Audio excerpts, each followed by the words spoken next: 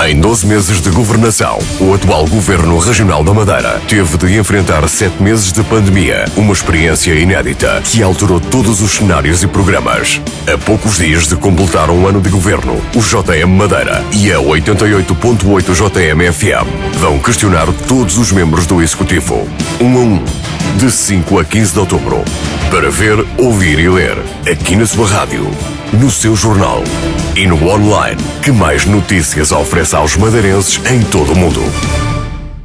Muito boa tarde, nosso convidado hoje, Rui Barreto, o secretário regional da Economia. É o seu primeiro ano de mandato enquanto governante. O que é que marca este primeiro ano, além das questões relacionadas com a pandemia? Bem, em primeiro lugar, agradecer o convite para comemorarmos um ano de governo. Obviamente que se não fosse esta circunstância de estarmos a viver há 7 meses uma pandemia e este cisne negro, com este choque endógeno, este choque externo em que nos afeta a todos nas nossas vidas, nas vidas das empresas e na nossa economia, eu não tenho absolutamente dúvidas nenhumas de que estaríamos num ano de crescimento económico, num ano de expansão, num ano de investimento, num ano de confiança com que, aliás, iniciamos as funções, mas ainda assim, e apesar desta circunstância, julgo que temos feito aquilo que nos é possível fazer, com enormíssima criatividade, com muita inovação. Se me permitem arrapar o tacho, porque os meios financeiros têm sido parcos, muito minutos face às exigências que se impõem com esta contração da economia e da procura, mas temos usado os meios para apoiar as empresas, nomeadamente na tesouraria em primeiro lugar, com a linha InvestRam de 100 milhões, que foi uma linha inovadora no conjunto das linhas nacionais, com fundo perdido, com bonificação de taxa de juros, também com a linha Apoiar Madeira, em que tivemos que fazer um trabalho junto da Comissão Europeia, com interação através do Ministério da Economia e Transição Digital, e aproveito aqui para agradecer o Sr. Ministro Pedro Cisa Vieira, para permitir que as empresas pudessem aceder ao máximo de fundos, e aqui esta linha Apoiar Madeira, através de uma notificação da Comissão Europeia, permitiu que as empresas pudessem ir até fundo perdido de 800 mil euros. Mas também com um conjunto de moratórias que demos às empresas para aliviar a sua tesouraria, num conjunto de medidas como o programa Adaptar, que permitiu 1.100 empresas poderem se readaptar na reabertura dos seus negócios. Enfim, um conjunto de medidas que são muito significativas, num valor global de 160 milhões de euros e que, no caso da linha InvestRam, permitiu também apoiar a manutenção de 26 mil postos de trabalho. E, portanto, o Governo está a colocar toda a carne no assador, se me permitem a expressão, com enorme criatividade, com inovação, ouvindo todos. Devo dizer que, através do Conselho Consultivo da Economia, nós que não temos a arrogância de saber tudo, mas também temos a humildade de saber ouvir, temos ouvido as associações empresariais, os trabalhadores, as ordens profissionais, enfim, as IPSs, os partidos, os sindicatos, para auscultarmos, ouvi-los e tomarmos de facto as melhores decisões para encontrarmos as melhores soluções e sairmos, como vamos com certeza um dia sair desta situação, desta contração, esta asfixia que nos assolou devido a esta pandemia. Muito bem, o Sr. Secretário falou da linha InvestRam. Esse foi também um dos seus principais problemas neste primeiro ano de mandato. Ou seja, foram anunciadas datas que depois não puderam ser cumpridas, houve alguns atrasos. Se fosse hoje, faria da mesma forma?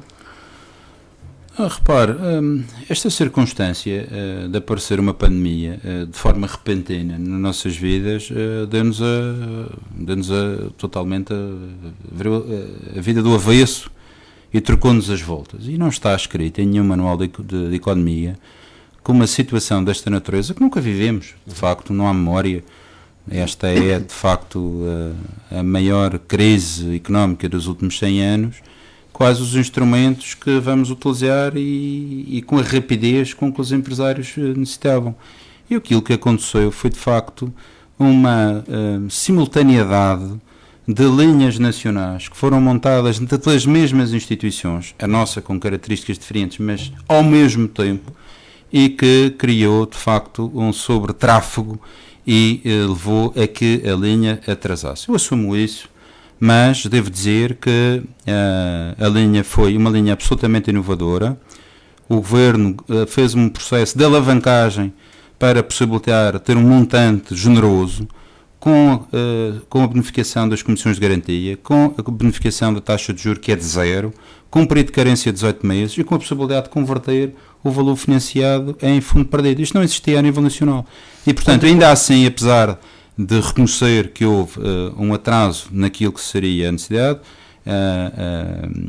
a linha foi disponibilizada e foram já pagos às empresas 57 milhões de euros e por isso é que agora, encontrando-se numa fase de achatamento, ou seja, o fluxo de candidaturas foi num primeiro momento e agora ela é praticamente residual, vamos abrir agora na segunda quinzena deste mês a possibilidade das empresas poderem dobrar o valor financiado, poderem-se recorrer outra vez à tesouraria, porque infelizmente esta situação perdura e ainda não há um horizonte temporal para que seja debelado. E neste particular, quando é que pode garantir que estes fundos podem ser a fundo perdido para as empresas? Não, há duas condições. As empresas que acederam a estas linhas, se comprovarem perdas superiores a 40% e mantiverem os postos de trabalho permanentes, no fim dos 18 meses o valor é convertido em fundo perdido, ou seja, o Governo substitui-se às empresas no pagamento aos bancos e, portanto, a expectativa é que muitas delas vão beneficiar disso, que constitui de facto uma grande ajuda. Devo dizer que o Governo tudo fará e tudo temos feito para apoiar as empresas. Apoiar as empresas, apoiar emprego, porque nós não estamos a derramar dinheiro nas empresas sem critério, indiscriminadamente. Nós estamos de facto a querer que as empresas se mantenham vivas, se mantenham no mercado, numa circunstância difícil, obviamente, muitas delas com quebras na faturação muito significativas e que nem sequer dá para cobrir custos de funcionamento. Por isso é que também nós estamos a trabalhar nos incentivos do SI funcionamento para acudir às empresas, para que os empresários não desistam, não deitem a toalha ao chão. Nós estamos com eles, estamos a apoiar, estamos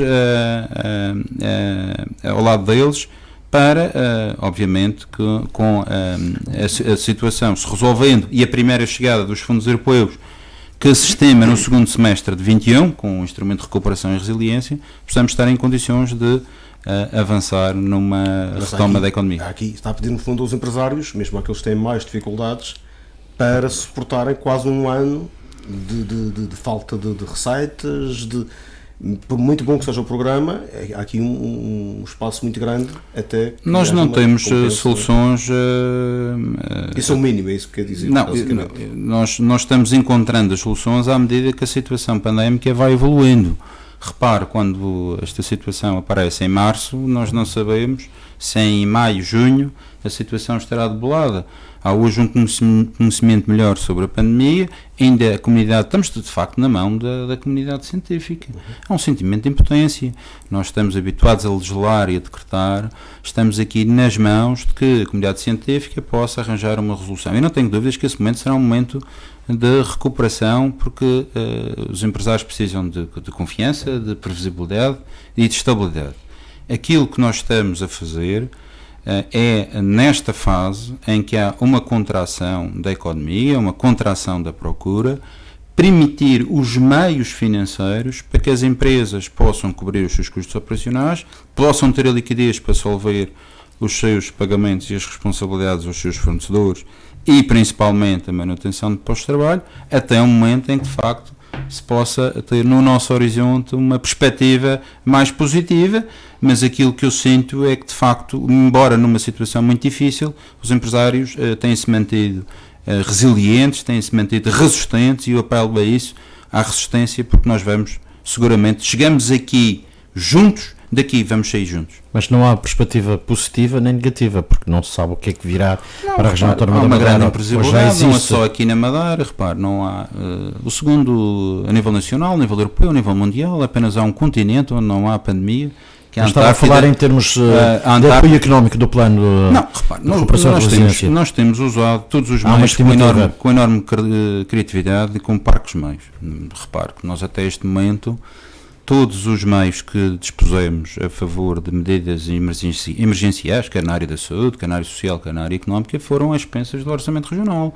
Nós não recebemos a solidariedade do Governo da República.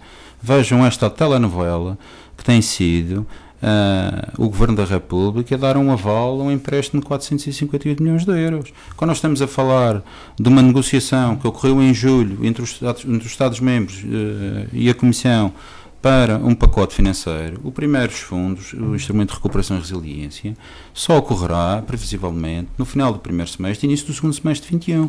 Nós estamos a usar meios próprios e estamos a fazer de uma forma muito significativa. Repare, o conjunto de medidas que este Governo já introduziu nas empresas e do ponto de vista social é o equivalente a 4,5% do PIB. Só na área das empresas foram introduzidas 13 medidas no valor de 136 milhões de euros. Nós vamos lançar este mês e no próximo mês vamos abrir um SI a funcionamento para apoiar as empresas nos custos operacionais. Isto é o que as empresas precisam. Têm que pagar rendas, têm que pagar alugueres, têm que pagar eletricidade, têm que pagar água, têm que pagar vigilância, têm que pagar comunicações. Nós vamos abrir o programa Garantir Mais, que é um programa de apoio às empresas nas horas, no custo que estas têm nas horas não trabalhadas. Porque, como sabe, nós temos tido um layoff, uma intermitência no layoff. Nós tínhamos um layoff simplificado, que foi de facto um bom instrumento. Passamos para um layoff complicado e agora percebemos que tínhamos que voltar ao instrumento anterior. E o Governo tem um apoio, um programa, através do IDE, que vai apoiar as empresas com os custos que estas têm, com os trabalhadores nas horas não trabalhadas ao reduzir o período normal de trabalho.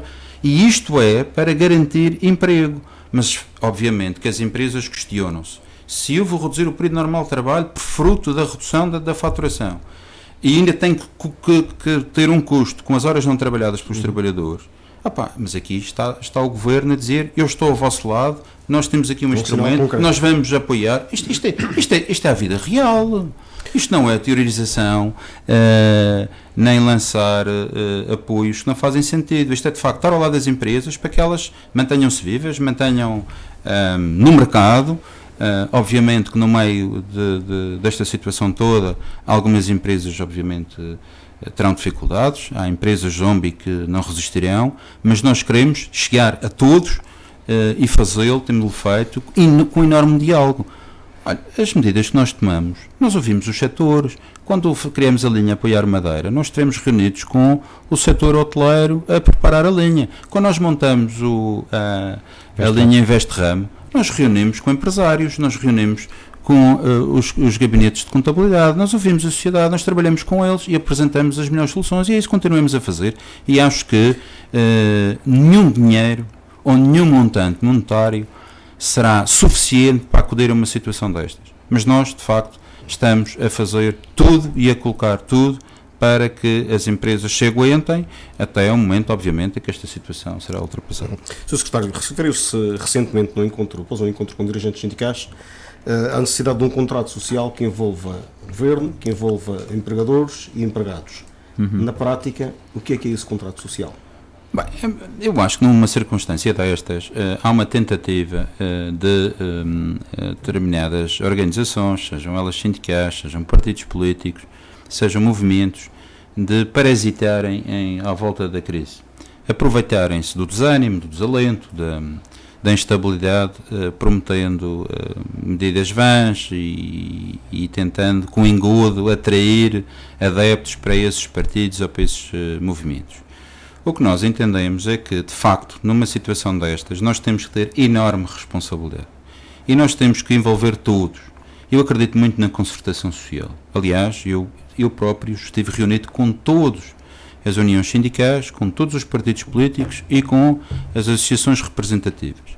E aquilo que eu pedi é que, face a essa circunstância, nós não podemos estar a exigir um mundo ou exigir aumentos como aqueles que estaríamos a exigir naturalmente numa situação de crescimento económico. Nós estamos numa situação de contração E todas as medidas têm um impacto, têm uma enorme sensibilidade na vida das empresas e na manutenção dos postos de trabalho.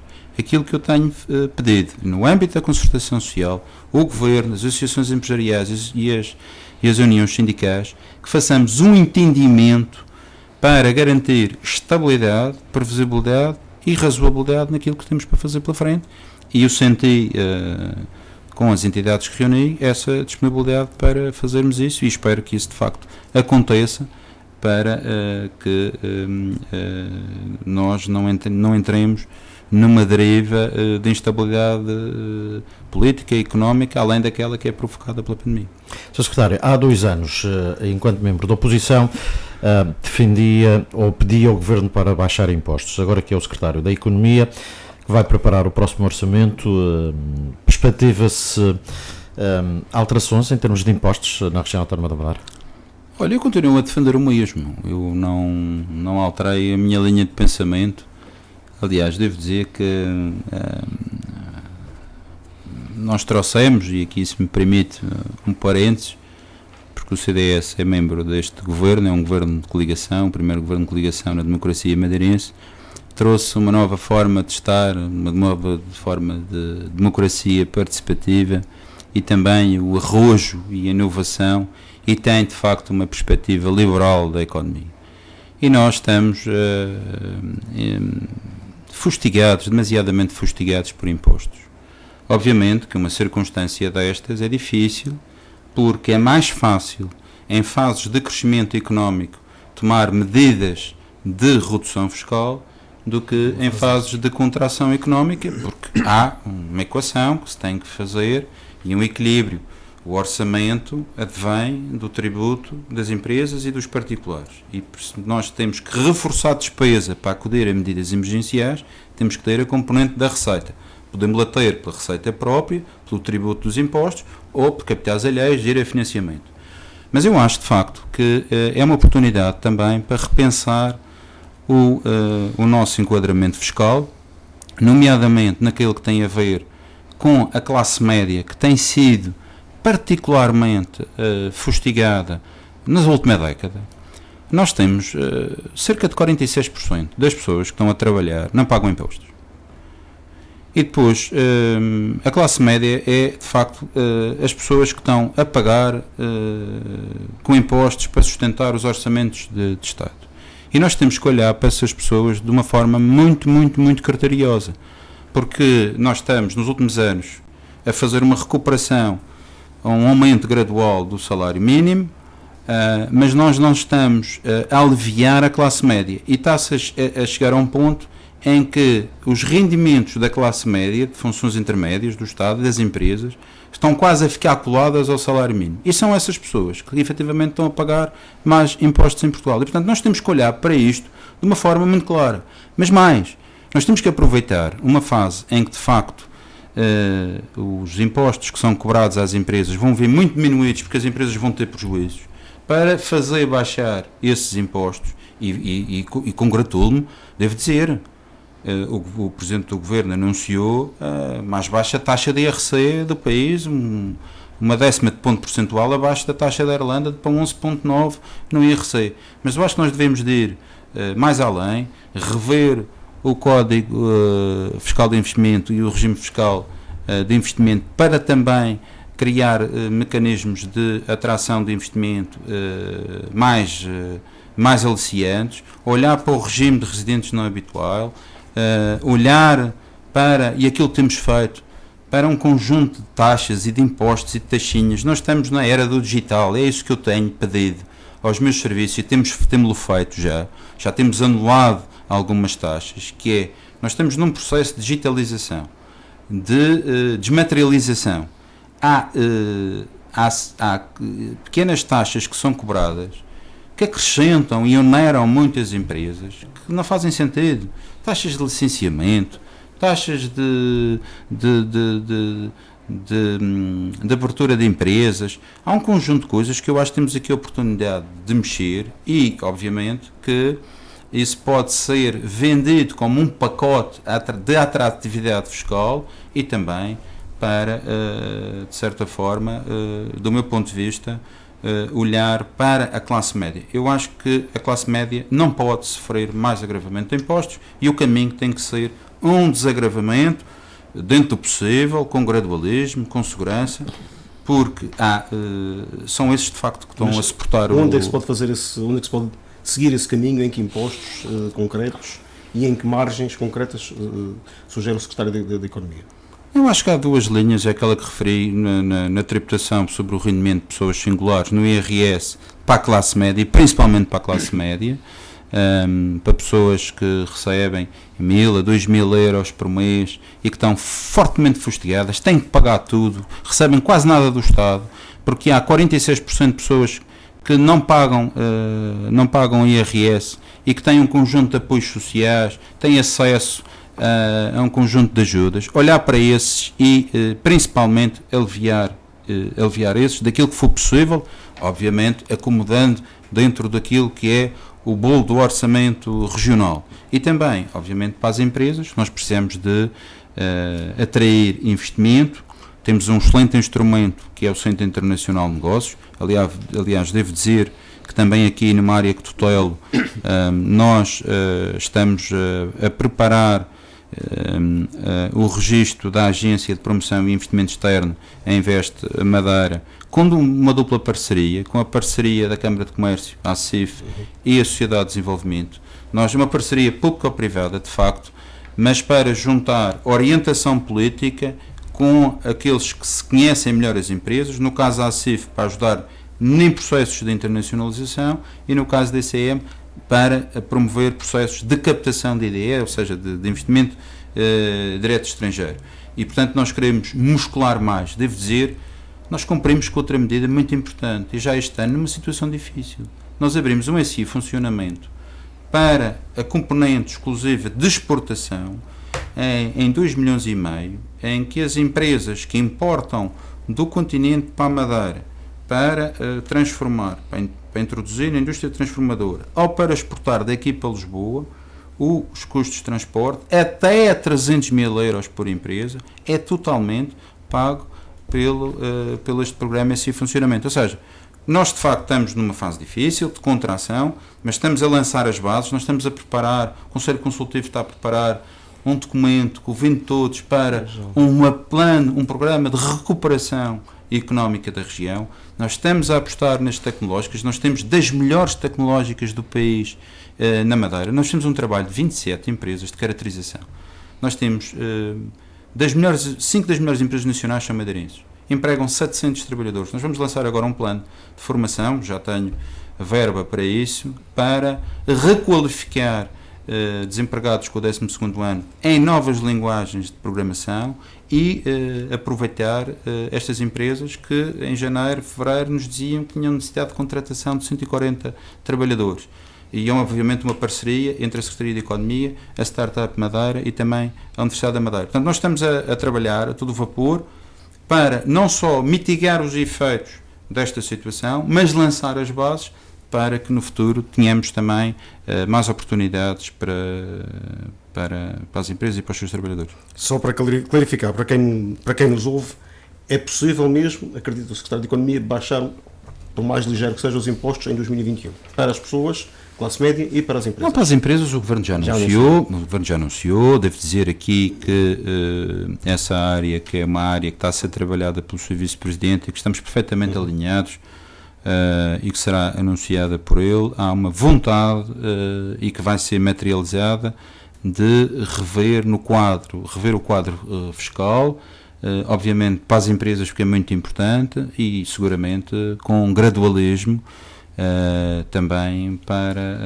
franjas da população que têm sido particularmente fustigadas. E portanto eu não alterei o meu pensamento, mas temos que atender ao facto e à circunstância absolutamente excepcional e extraordinária de que o Governo está a investir nesta área num momento deste que é particularmente difícil, e portanto convenhamos que estas situações, como referi, normalmente se devem fazer em situações de crescimento e não de contração, mas acho que há também aqui uma vontade de o fazer. Permita-me aproveitar a sua deixa, que não mudou o seu pensamento.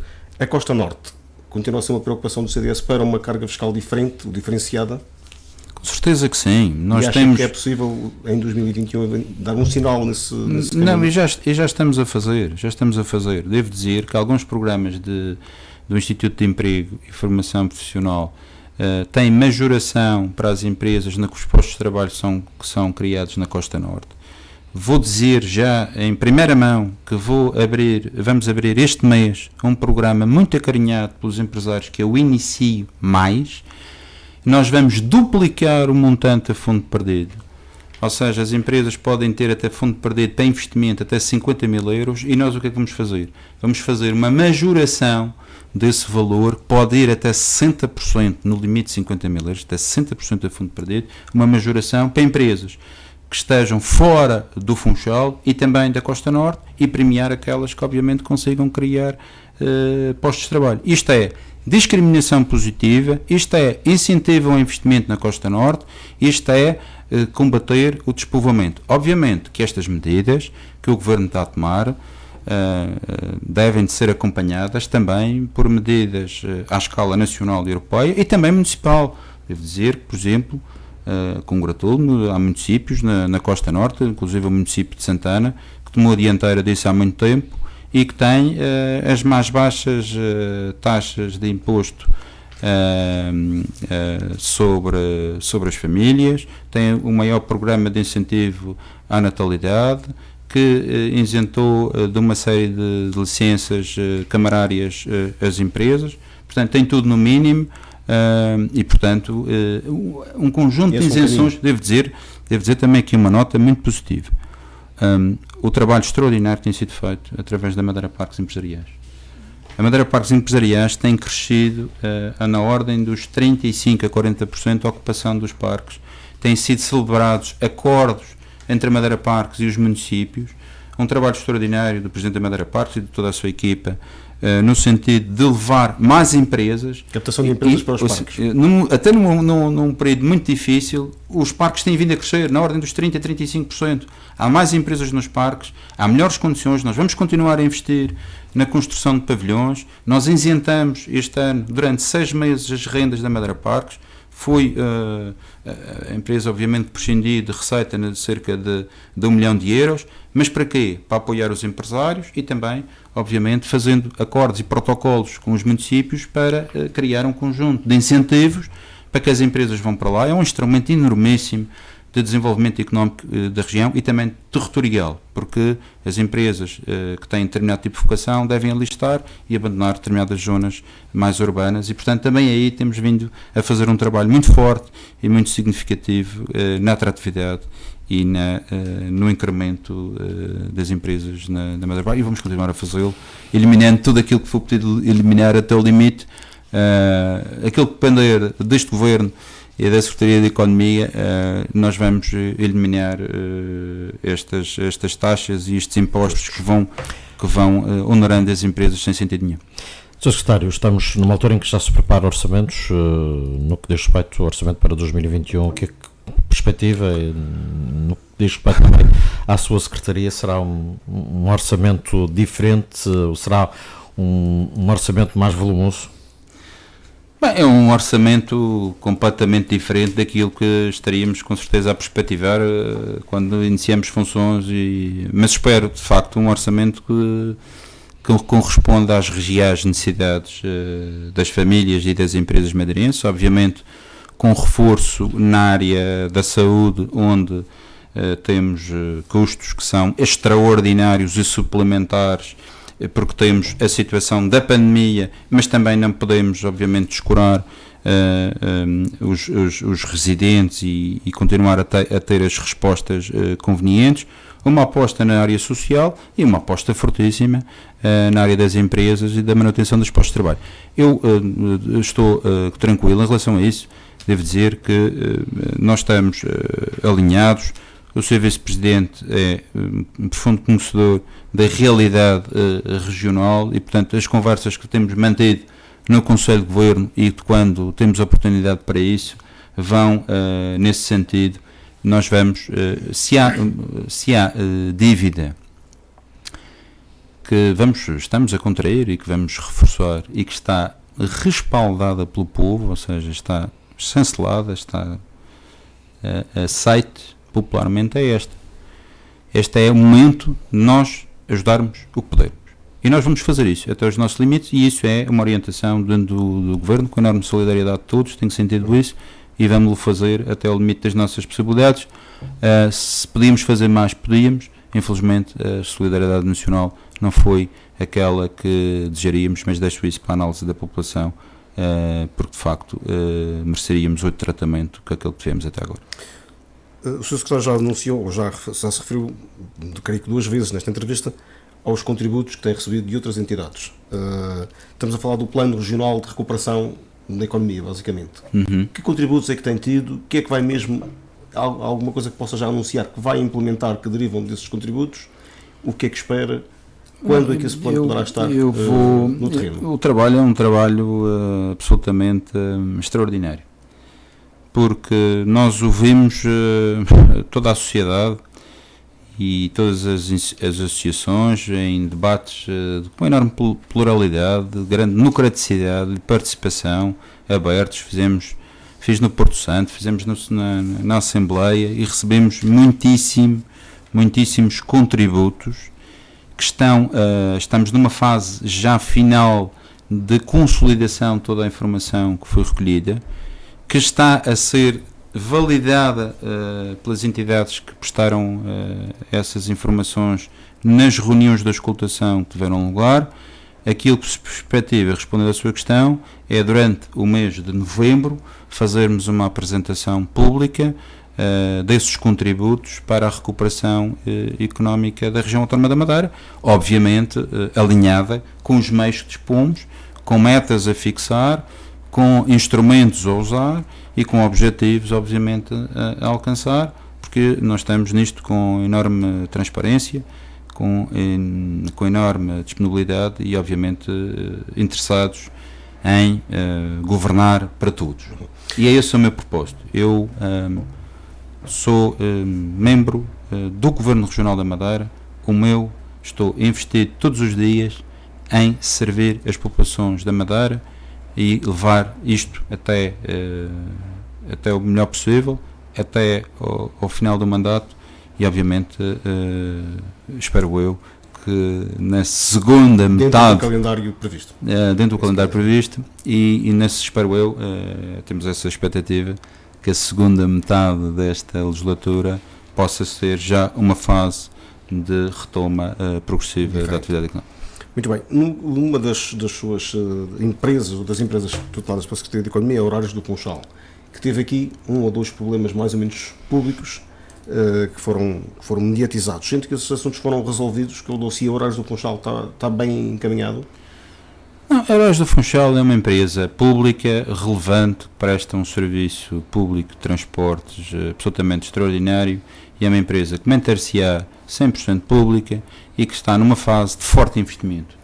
A empresa vai renovar a sua frota, vai alterar conceptualmente a sua bilhética, vai modernizar-se, vai utilizar aplicações digitais para informação aos passageiros e aos turistas absolutamente modernas. E vou-lhe dizer uma coisa: Horários do Funchal, esta é das maiores reformas que nós estamos a fazer nos transportes terrestres. Horários do Funchal vai ser uma referência, e não só Horários do Funchal, mas todos os outros operadores, depois do concurso público internacional que vai ser lançado até o final do ano, vão ser a rede de transporte público de passageiros na região vai ser um modelo de referência europeia. Eu não estou a exagerar, vai ser de facto um modelo de referência europeia. E portanto, nós estamos todos a fazer, nós reforçamos as indemnizações compensatórias no orçamento suplementar em 3,2 milhões de euros, porque, como devem, os ouvintes, as empresas, para ter uma ideia, durante o mês de abril, a empresa perdeu receitas de 95%. Estava a transportar 62 mil passageiros à semana. Pronto, mas é uma realidade. Estava a transportar 62 mil passageiros à semana, passou a transportar 8 mil. E as pessoas, as escolas fecharam e deixaram de se comprar passos e tudo mais. E teve, de facto, problemas enormíssimos de tesouraria. Não fora anteciparmos 50% das indemnizações compensatórias do último trimestre deste ano para maio e reforçar as indemnizações em 3,2 milhões de euros, que ainda não chegou, que ainda vai receber depois do empréstimo, as empresas de transporte, nós estávamos numa situação difícil. E, portanto, aquilo que eu quero dizer é, foi feito um acordo de empresa em 2019. Esse acordo vigora durante 10 anos e tem um acordo de atualizações salariais até 2022. A empresa está a cumprir esse acordo escrupulosamente. E houve, de facto, aqui uma circunstância que teve a ver com uma medida de saúde pública, uma medida sanitária, que foi a proibição, ou a suspensão, melhor dizendo, a suspensão da venda de bilhetes a bordo. E, portanto, essa situação está resolvidíssima, está absolutamente garantido o pagamento de subsídio agente único, independentemente de ocorrer situações destas, ou resoluções do Conselho de Governo, ou até por introdução de evolução tecnológica. E, portanto, esse acordo, aliás, foi celebrado recentemente entre Horários do Funchal e o Sindicato Regional dos Rodoviários. E, portanto, aquilo que eu peço é a responsabilidade, muito trabalho para servir e dizer que nós estamos aqui para levar esta empresa para a frente e que será, de facto, uma empresa de referência europeia. Muito bem, ainda na área dos transportes e muito rapidamente caminhamos para o fim deste espaço, a questão dos táxis, com a concorrência de outros modelos, como a Uber, também está ultrapassada. Sim, julgo que sim. Eu vou dizer uma coisa, eu acho que nós fizemos na Madeira, no julgo não, fizemos na Madeira uma legislação absolutamente inovadora. Não existe a nível nacional, não existe nos Açores. Existia um contingente para os táxis e nós fixamos um contingente para os Ubers. E, portanto, nós entendemos que deve haver outras formas de prestar um serviço, com nova tecnologia, com inovação, com outra ligação entre os utentes e as empresas que prestam este tipo de serviço, mas em coexistência, permitindo aqui uma fase de adaptação por parte dos motoristas de táxi e, para dúvidas houvesse, a lei é legal e é constitucional e, portanto, vai ser aplicada à região e ainda mais, repare, numa situação como esta, em que temos uma contração da economia e uma quebra muito significativa do turismo, imagine se nós tivéssemos a lei nacional aplicada à região, a maior parte dos motoristas de táxi já tinham gostado do corre. Uma questão também nacional para uma resposta muito breve. Concorda com o que se tem vindo a debater, com, de certa forma, o aligeirar das medidas de contratação pública para potenciar um investimento público?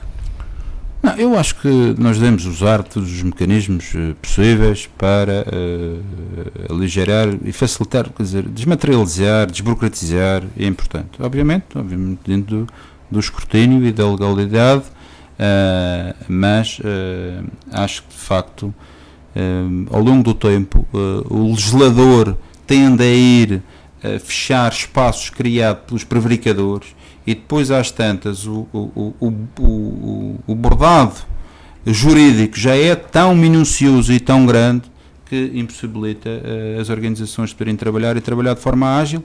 Eu acho que é necessário se calhar olhar para isto e fazer uma coisa diferente, é melhor se calhar fazer uma coisa diferente e uma coisa nova que responda às necessidades e à agilidade e garanta obviamente toda a legalidade e todo o processo de contratação. No balanço dos primeiros 100 dias deste governo, faz agora apenas um ano, admitiu que havia momentos de tensão no governo, ou seja, havia compromisso, mas também alguns momentos de tensão. Sim. Continua a existir esses momentos de tensão, as coisas estão mais calmas, mais pacíficas? O governo é um governo de dois partidos. É natural que aqui e acolá nós nos desentendamos ou não temos uma perspectiva uniforme, mas eu tenho mantido uma relação de total frontalidade com o Presidente do PSD e Presidente do Conselho de Governo. Quando há situações que não estamos em acordo ou a pessoa precisa clarificar, eu nunca senti bloqueio, conversamos imediatamente, acertamos as coisas e vamos em frente.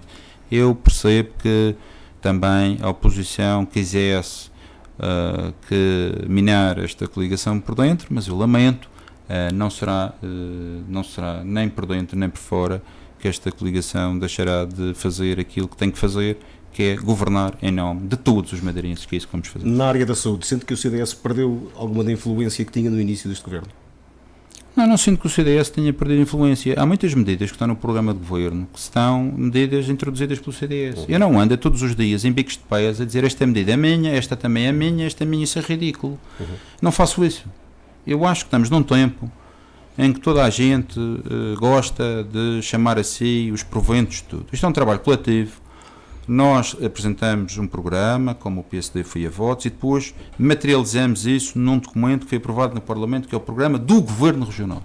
Estão lá muitas medidas do CDS que estão vertidas, mas esse programa passou a não ser o programa do CDS e do PSD, passou a ser o programa do Governo Regional da Madeira. Eu não vou estar a todos os dias a dizer esta medida também é nossa, ou aquela, por todas as medidas que o Governo está a aplicar, não só aquelas que eu tutelo, ou que o Teófilo Cunha tutela, não são só essas, não são as medidas do Governo na sua generalidade, também são as medidas do CDS. Umas, obviamente, vamos fazê-las bem. Ouça, nós vamos errar. Eu também já errei. Mas vou continuar a fazer. Esse é o meu propósito. É de aprender com os erros. Meu pai tinha uma expressão que dizia assim: sai muito mais barato aprender com os erros dos outros do que os nossos. Eu tenho a humildade de aprender. Vou errar, mas não vou deixar que os erros me petrifiquem e deixe de avançar.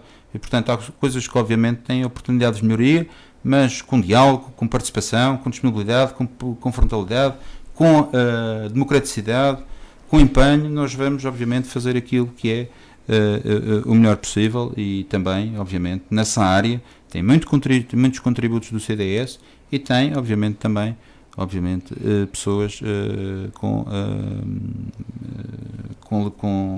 capacidade de levar a situação da saúde em vez. Só para concluir, o dossiê autárquicas está alinhavado?